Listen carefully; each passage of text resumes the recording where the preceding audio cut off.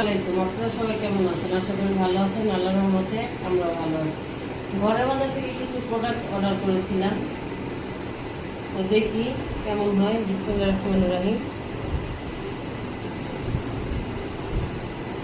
তো প্রথমে আমরা বের করলাম একটা খেজুরের বক্স।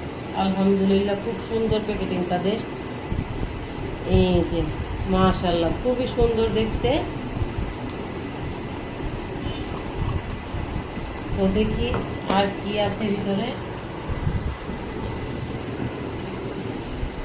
5 কেজি সরিষার তেল অর্ডার করেছিলাম, এর আগেও করেছি, সেটাও ভালো হয়েছে, তার জন্য এবার আবার করলাম। 2 প্যাকেট বাদামও অর্ডার করেছিলাম। এই যে একটা কাজু বাদাম আর একটা হচ্ছে কাঠবাদাম।